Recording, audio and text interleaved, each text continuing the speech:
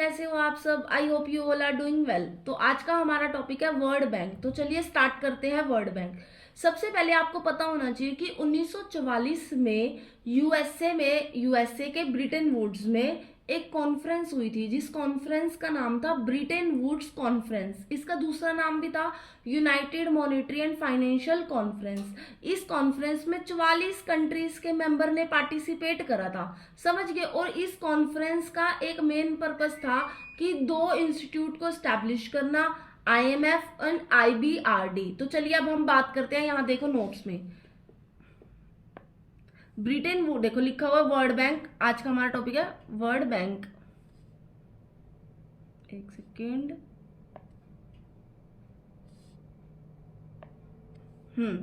आज का हमारा टॉपिक है वर्ल्ड बैंक। देखो कहते हैं कि World Bank Bretton Woods conference officially known as United Nation Monetary and Financial Conference was gathering a delegates of 44 nations।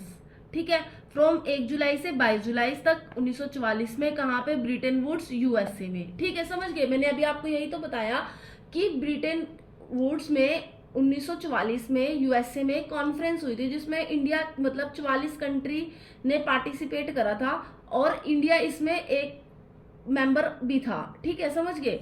अब इस कॉन्फ्रेंस का मेन पर्पस क्या था? क्रिएशन ऑफ क्या? International Monetary Funds and establishment of institution for the reconstruction of war shattered economics. समझ गए कि जो वर्ल्ड वार 2 हुआ था उसमें जो भी कंट्रीज ग्रसित हुई थी वॉर से, उसके लिए उनको लोन वगैरह प्रोवाइड करवाने के लिए एक आईबीआरडी एस्टैब्लिश किया गया था। तो यहाँ पे सबसे इंपॉर्टेंट बात देखो, इसको स्टार मार्क कर लो, लिखा हुआ है the conference has given birth to the twin कौन कौन से है? फॉर इंटरनेशनल फाइनेंशियल इंस्टीट्यूशन के आईएमएफ एंड आईबीआरडी। समझ गए। तो आईएमएफ क्या होता है? देखो IMF stand for International Monetary Fund and IBRD stand for International Bank for Reconstruction and Development. समझ गए। अब सबसे इंपॉर्टेंट बात, पेपर में ये क्वेश्चन पूछा भी जाता है बहुत बार, यूजीसी नेट में ये क्वेश्चन आ जाता है। कहते हैं कि ब्रिटेन वुड ट्विंस किसे कहा जाता है, और आपको 4 ऑप्शन दिए जाते हैं, जैसे कि WTO UNCTAD, IMF UNCTAD, IMF IBRD, IMF world bank या आईएमएफ मिगा, ऐसे करके दिया जाता है आपको। तो देखो IMF and IBRD also called Britain would twins. Very very important, star mark कर लो इसको कि आईएमएफ एंड आईबीआरडी को ब्रिटेन वुड ट्विंस कहा जाता है। समझ गए। अब बात आती है, अब हम बात करते हैं, ये तो सारा आपका बेसिक था, बिल्कुल बेसिक स्टार्ट में, कि 1944 में यूएसए ब्रिटेन वुड्स में कॉन्फ्रेंस हुई थी जिसमें 44 मेंबर कंट्री ने पार्टिसिपेट करा था। और इस कॉन्फ्रेंस का एक मतलब जो एस्टैब्लिशमेंट 2 इंस्टीट्यूट बनाए गए थे, आईएमएफ एंड आईबीआरडी। समझ गए। फिर मैंने आपको बताया आईएमएफ की full form International Monetary Funds and IBRD की full form International Bank for Reconstruction and Development.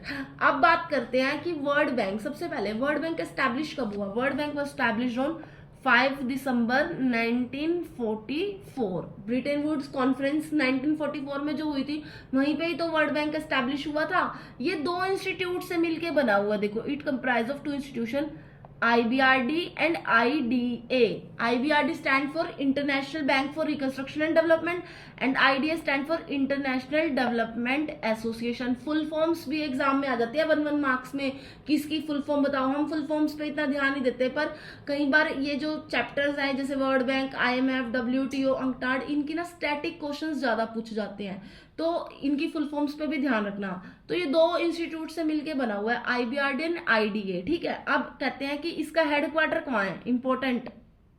अब मैं जो इसमें जितनी भी सारी बातें आपको बता रही हूँ ना, वो सारी टॉप मोस्ट इंपॉर्टेंट है। ये एग्जाम के पॉइंट ऑफ व्यू से इतनी इंपॉर्टेंट है कि एज इट इज आपको पेपर में ऐसा ही क्वेश्चन लिखा हुआ मिलेगा जैसा मैं आपको बता रही हूँ। अब देखो इसका कहते हैं कि जो वर्ल्ड बैंक है इसका हेडक्वार्टर कहाँ है? इस वर्ल्ड बैंक का हेडक्वार्टर है Washington DC, US, United states में। समझ गए क्या है वर्ल्ड बैंक का हेडक्वार्टर। अब आता है कि वर्ल्ड बैंक के कितने मेंबरशिप कंट्रीज हैं। अभी मैंने आपको बताया कि वर्ल्ड बैंक दो इंस्टीट्यूट से मिलके बना हुआ है, आईबीआरडी और आईडीए। तो दोनों की मेंबर कंट्रीज बतानी है। आईबीआरडी की मेंबर कंट्रीज है 189 कंट्रीज। ये बिल्कुल करंट का डाटा बता रही हूं मैं आपको। 189 कंट्रीज है आईबीआरडी की, एंड एक सेकेंड 175 कंट्रीज है आईडीए की। 189 है आईबीआरडी की, 175 है आईडीए की। पहले 174 थी आईडीए की, और इसका जो 174th मेंबर था ना, उसका नाम था बुल्गारिया। ठीक है, बुल्गारिया था इसका 174th मेंबर। फिर अब इसका 175th मेंबर आया है, 175 मेंबर है, उसका नाम है सूरीनाम। 175 मेंबर कब आया? 18 अक्टूबर 2024 में इसके 175 मेंबर हो गया आईडीए के। समझ गए। अब बात आती है कि इसका करंट का प्रेसिडेंट कौन सा है। वर्ल्ड बैंक का करंट का प्रेसिडेंट है अजय बांगा। आपसे ऐसे भी पूछ सकते हैं कि वर्ल्ड बैंक के प्रेसिडेंट के नाम बताओ, आपको 4 ऑप्शंस दिए होंगे, तो उसमें से आपको सिलेक्ट करना होगा। तो हमें याद करके जाना पड़ेगा वर्ल्ड बैंक का प्रेसिडेंट कौन है इस टाइम पे करंट। ये हर टाइम पे करंट प्रेसिडेंट, जब भी आपका एग्जाम हो उस पॉइंट से याद करने होते हैं। तो वर्ल्ड बैंक का करंट प्रेसिडेंट है अजय बांगा। अब सबसे इंपॉर्टेंट एक रूल है, याद रखना है आप, वेरी वेरी इंपॉर्टेंट रूल, ये आपको याद रखना पड़ेगा कि अगर आपको वर्ल्ड बैंक का मेंबर बनना है ना, तो आपको आईएमएफ का मेंबर बनना जरूरी है। अगर आप आईएमएफ के मेंबर नहीं बनोगे ना, तो आप वर्ल्ड बैंक के मेंबर बन ही नहीं सकते। देखो यहां भी यही लिखा है कि a country must first become a member of IMF to join the World Bank. अगर सपोज करो मैंने आईएमएफ का मेंबर बनी हुई हूं, तो मैं इजीली वर्ल्ड बैंक की मेंबर भी बन जाऊंगी। लेकिन अगर मैं आईएमएफ की मेंबर नहीं बनी हुई, तो मुझे वर्ल्ड बैंक में मेंबरशिप नहीं मिलेगी। समझ के क्या होता है। अब कहते हैं, देखो यहाँ पे लिखा हुआ है नेक्स्ट लाइन में, कहते हैं India was one of the 44 country that sign the Bretton Woods agreement in 1944। मैंने आपको स्टार्टिंग में ही बताया था कि जो 1944 में ब्रिटेन वुड में कॉन्फ्रेंस हुई थी, उसमें 44 मेंबर कंट्री ने पार्टिसिपेट करा था, इंडिया उसमें से 1 नंबर पे था। तो इस तभी हम कहते हैं कि जो इंडिया होता है ना, वो फाउंडर मेंबर भी होता है। इंडिया इज अ फाउंडर, एक second, India is a founder member of World bank. समझ गए कि इंडिया इसका एक फाउंडर मेंबर भी है। अब कहते हैं कि नेक्स्ट पॉइंट है इसका, एक सेकेंड, लार्जेस्ट शेयर होल्डर्स। अब कहते हैं कि वर्ल्ड बैंक में इंडिया तो फाउंडर मेंबर है ही है, उसके तो इन्वेस्टमेंट उसने कर ही रखी है लार्जेस्ट शेयर होल्डर्स में, और इसके अलावा और भी उसके लार्जेस्ट शेयर होल्डर्स हैं जो इसमें इन्वेस्ट कर रहे हैं। First one is UK, Japan, China, Germany, UK, सबसे यूएस, सबसे नंबर 1 पे आता है यूएस, फिर Japan, China, Germany, UK, France and India are the largest shareholder of World Bank. Paper में ऐसे पूछा जाता है कि भाई आप बताओ कि क्वेश्चंस में कि वर्ल्ड बैंक के लार्जेस्ट शेयर होल्डर्स में किन किन के नाम आते हैं। आपको 4 ऑप्शंस दे देंगे, उसमें से कोई एक ऐसा होगा जो नहीं होगा। तो आपको याद रख के चलने हैं कि वर्ल्ड बैंक के लार्जेस्ट शेयर होल्डर में सबसे पहले नंबर पे आता है यूएस, फिर आता है जापान, फिर चाइना, फिर जर्मनी, फिर यूके, फिर फ्रांस और फिर इंडिया। ये इंडिया भी हमारा लार्जेस्ट शेयर होल्डर में आता है वर्ल्ड बैंक के, याद रखना ये। अब कहते हैं कि वर्ल्ड बैंक, ध्यान से सुनो, वर्ल्ड बैंक क्या है? एक फाइनेंशियल इंस्टीट्यूशन है। ये क्या करता है? इसका मेन मोटिव क्या है? लोन प्रोवाइड करना, ग्रांट्स प्रोवाइड करना, किसको? लो और मिडिल इनकम कंट्रीज को। ठीक है, देखो ये लिखा हुआ है, वर्ल्ड बैंक क्या करता है? Provide loans, grants and technical assistance, किसको? To low and middle income countries को। समझ गए वर्ल्ड बैंक क्या करता है? वर्ल्ड बैंक क्या है? एक फाइनेंशियल डेवलपमेंट फाइनेंशियल इंस्टीट्यूशन है, डेवलपमेंट फाइनेंशियल इंस्टीट्यूशन। क्या करता है? लोन देता है, ग्रांट्स प्रोवाइड करवाता है, टेक्निकल असिस्टेंस देता है टू लो और मिडिल इनकम कंट्रीज को। इसका एक मोटिव भी है, मिशन भी है। क्या मिशन है इसका? पावर्टी को रिड्यूस करना, प्रोस्पेरिटीज को इंक्रीज करना और प्रमोट करना किसको, सस्टेनेबल डेवलपमेंट गोल्स को। देखो, mission to reduce poverty and increase sheer prosperity and promoting sustainable development goals, SDGs। समझ गए। अब कहते हैं कि जो वर्ल्ड बैंक, और देखो वर्ल्ड बैंक अलग है और वर्ल्ड बैंक के ग्रुप्स अलग हैं। 5 वर्ल्ड बैंक के ग्रुप के अंदर 5 कंट्रीज शामिल होती है और 5 इंस्टीट्यूट्स होते हैं। सॉरी, वर्ल्ड बैंक ग्रुप के अंदर 5 एजेंसीज हैं या 5 फाइनेंशियल इंस्टीट्यूट्स हैं। नंबर 1 है IBRD, नंबर 2 है IDA, नंबर 3 है IFC, नंबर 4 है मीगा, नंबर 5 है ICSID। तो चलिए, अब ये सबसे इंपॉर्टेंट है, इनमें से पेपर में बहुत क्वेश्चंस आते हैं 1 मार्क्स में, बिल्कुल ऐसे डिट्टो सेम क्वेश्चंस आते हैं जैसे मैं आपको बताऊंगी ना, वैसे के वैसे एज इट इज आपको पेपर में मिलेंगे छपे हुए। तो ध्यान रखना। सबसे पहले आता है IBRD। सबसे पहले देखना IBRD का फुल फॉर्म क्या है। फुल फॉर्म बहुत इंपॉर्टेंट है, याद रखना। IBRD स्टैंड फॉर, एक सेकेंड,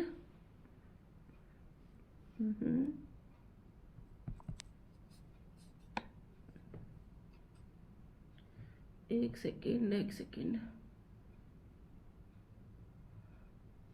हाँ जी, अब आ जाओ।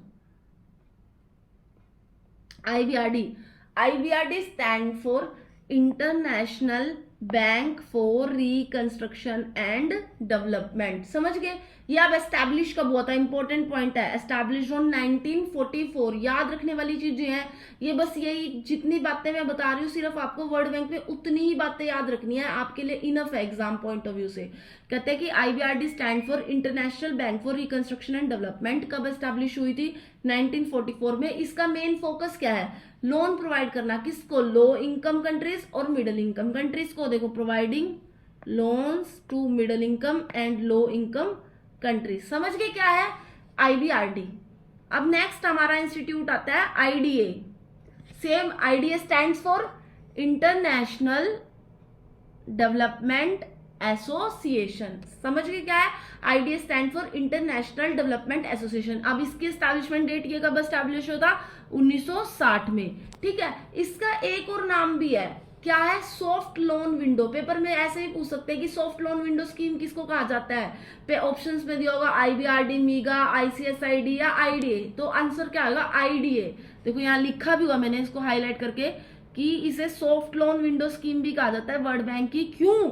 क्योंकि ये लोन प्रोवाइड करता है बहुत ही कंसेशनल, सस्ते रेट्स पे पुअरेस्ट डेवलपिंग कंट्रीज को लोन प्रोवाइड करवाता है हमारा IDA। समझ गए? इसको सॉफ्ट लोन विंडो कहते हैं। 1960 में एस्टैब्लिश हुआ था। इसकी फुल फॉर्म है इंटरनेशनल डेवलपमेंट एसोसिएशन। अब नेक्स्ट हमारा है IFC, stands for international finance corporation. समझ गए? IFSC stand for international finance corporation. कब एस्टैब्लिश होता है? 1956 में। इसका मेन फोकस किस पे है? प्राइवेट सेक्टर्स पे ज्यादा फोकस करता है। ये प्राइवेट सेक्टर्स के लिए इन्वेस्टमेंट देता है, लोन प्रोवाइड करवाता है, पब्लिक इन्वेस्ट करता है प्राइवेट कंपनीज में। समझ गए? अब पेपर में क्या पॉइंट से क्वेश्चन पूछा जाता है कि प्राइवेट सेक्टर पे कौन सा इंस्टीट्यूट फोकस करता है? IBRD, IDA, IFC या ICSID। तो हमें क्या याद है? IFC। अभी बताया मैंने IFC 1956 में एस्टैब्लिश हुआ था। फुल फॉर्म क्या? International finance corporation. और क्या फोकस करता है? प्राइवेट सेक्टर्स पे। समझ गए? अब फोर्थ हमारी वर्ल्ड बैंक ग्रुप में से फोर्थ आता है हमारा मीगा। एक second, मीगा stands for multilateral investment guarantee agency. ठीक है, मल्टीलेटरल इन्वेस्टमेंट गारंटी एजेंसी। नाम में ही देखो गारंटी आ रहा है, तो इसका मेन फोकस क्या है? ये एक तो सबसे पहले प्रमोट करता है किसको? फॉरेन डायरेक्ट इन्वेस्टमेंट्स को, और गारंटीज प्रोवाइड करवाता है कि कोई भी नॉन कमर्शियल या पॉलिटिकल रिस्क राइज हो रहा है ना, तो उससे हमें गारंटी प्रोवाइड करवाता है मीगा। समझ गए? ये एस्टैब्लिश कब हुआ था? 1988 में। देखो यहाँ लिखा हुआ मैंने कि ये प्रमोट करता है क्या? फॉरेन डायरेक्ट इन्वेस्टमेंट यानी FDI को and into developing countries by offering political risk insurance guarantees to किसको? इन्वेस्टर्स को। समझ गए, 1988 में स्टैब्लिश हुआ था और ये क्या करता है, फॉरेन डायरेक्ट इन्वेस्टमेंट्स को प्रमोट करता है और साथ ही साथ ये जो इंश्योरेंस की गारंटीज वगैरह होती है ना इन्वेस्टर्स को, ये भी प्रोवाइड करता है। सबसे इंपॉर्टेंट बात अब जो मैं बोलने वाली हूँ कि ये 1988 में स्टैब्लिश हुआ था, लेकिन इसका इंडिया कब मेंबर बना था, इंडिया इसका मेंबर 1994 में बना था। देखो 1994 में, स्टार मार्क कर लो इस बात को, India become a member of मीगा in 1994। Question paper में ऐसे भी पूछा जा सकता है कि जब 1988 में मीगा एस्टेब्लिश हुआ था तो उस टाइम पे क्या इंडिया उसका मेंबर था? नहीं, उस टाइम पे इंडिया उसका मेंबर नहीं था, लेकिन इंडिया इसका मेंबर कब बना, 1994 में। समझ के मीगा। अब फिफ्थ आती है हमारी जो वर्ल्ड बैंक ग्रुप की एजेंसी है, ICSID। ICSID stands for international centre for settlement of investment disputes. देखो नाम से ही पता चल रहा है क्या कर रही है, सेटल कर रही है क्या, इन्वेस्टमेंट डिस्प्यूट्स को। समझ गए, किसके बीच में, गवर्नमेंट और इन्वेस्टर्स के बीच में। देखो लिखा हो मैंने, it settles disputes between investors and government. समझ गए, कब एस्टैब्लिश हुआ था, 1966 में। सबसे इंपॉर्टेंट बात, इंडिया ICSID का मेंबर नहीं है। देखो लिखा हुआ मैंने, India is not a member of ICSID। Exam point of view से ये बहुत इंपॉर्टेंट क्वेश्चन है, पूछ लेते हैं कि ICSID का इंडिया मेंबर है या नहीं है। एक सेकेंड, क्या हो गया, एक सेकेंड।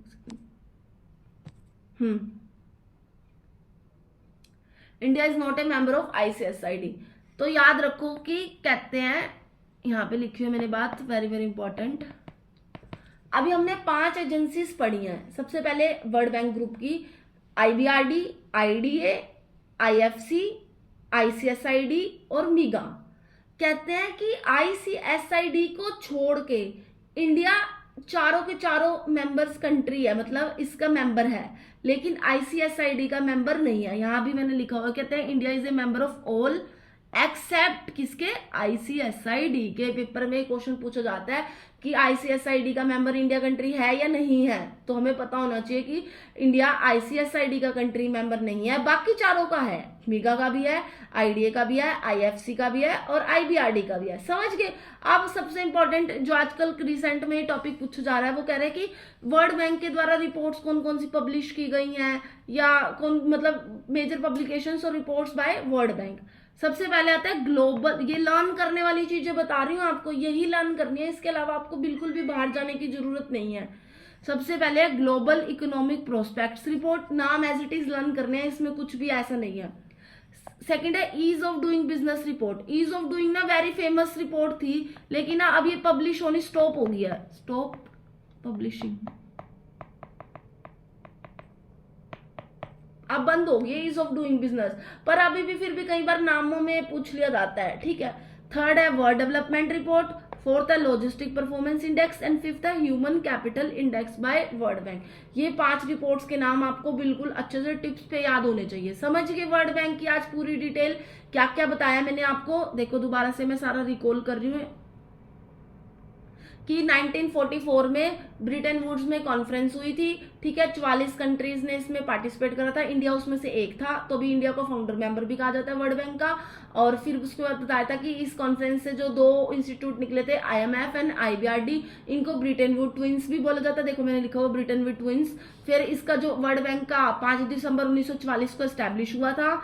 फिर बताया था कि वर्ल्ड बैंक 2 इंस्टीट्यूट को मिलकर बना है, IBRD एंड IDA। इसके फिर हेडक्वार्टर बताया था कहाँ पे था, वाशिंगटन DC US में। फिर इसकी मेंबरशिप बताई थी, देखो लिखी हुई 189 कंट्रीज और 175। फिर बताया था कि इसका क्या रूल है कि अगर आपको वर्ल्ड बैंक का मेंबर बनना है तो आपको पहले IMF का मेंबर भी बनना पड़ेगा। आगे था फिर इसके लार्जेस्ट शेयर होल्डर्स बताए थे, US, Japan, UK, Germany, India, सारे इसके लार्जेस्ट शेयर होल्डर्स थे। फिर वही बात आ गई थी कि इसका मेन मोटिव क्या था, लोन्स प्रोवाइड करवाना किसको, लो इनकम और मिडिल इनकम कंट्रीज को। इसका मेन मोटिव क्या था, देखो पॉवर्टी रिड्यूस करना, प्रोस्पेरिटी, सस्टेनेबल डेवलपमेंट गोल्स को प्रमोट करना। फिर इसकी 5 एजेंसीज करी थी, IBRD, IDA, IFC, मीगा and ICSID।